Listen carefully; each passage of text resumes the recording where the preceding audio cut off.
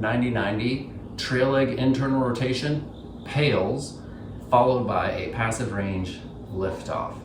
It sounds super complicated, but it's not, I promise. So first get into your hip 90-90 position with an emphasis on trail leg internal rotation. So sitting back, let both legs fall to the same direction. Get your 90 squared up at the groin and the front and back knees. I have this little pad here to put underneath my foot and my ankle just because this floor is really hard and it kind of starts to irritate my ankle bone a little bit. If that's the case for you, find a towel or something to place underneath that bone.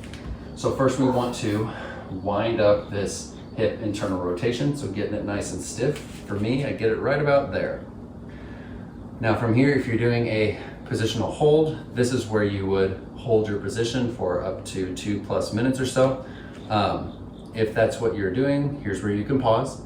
And then once that's up, come back and get into your PAILS rails. Your PAILS and passive range liftoffs. So I'm gonna go ahead and go directly into those PAILS and liftoffs now. You're gonna stay locked into your position. The PAILS contraction is you isometrically flexing everything that's being stretched right now. So that means you're gonna use the muscles of your hip to drive your foot and ankle hard into the floor. You're gonna start off light, we're gonna build up until you're pushing down as hard as you can, and then you're gonna turn it back down to 0. So here we go. Get your position, nothing about your position changes during your PAILS. Start pushing down on a scale of 10, you're about a 1 or a 2.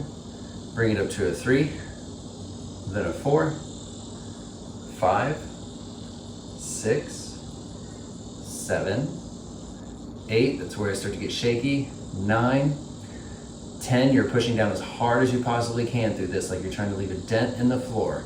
Pushing hard, hard, hard, keep pushing, then gradually start to relax back to 0.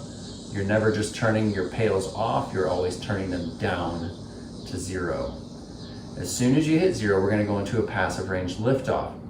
What this looks like, from this position here, you're going to try to do the opposite. You're gonna try to lighten that foot and ankle off the floor. In this position of end range, you're probably not actually gonna be able to lift it off the floor. So once you get your contraction started, then keep that contraction going, constantly trying to lift. You're going to slowly try to back out of the range by leaning forward, still lifting until you can actually lift that back foot off the floor. And once you can lift it, that's where you pause and hold. Hold, hold, hold, hold, hold, keep holding. You'll notice that my foot's not touching, so I've hit that fatigue point, and from there, I keep trying to lift as I sit back up into the end range. So in real time, you will perform your PAILS contractions. You'll wind up, hold maximal effort, wind back down, go straight into your passive range liftoff, where you first try to lift, and you keep trying to lift then as you slowly back out of the range until you can actually get your foot off the floor, and then you hold. You hold, you hold, you keep holding as you come back into that end range position.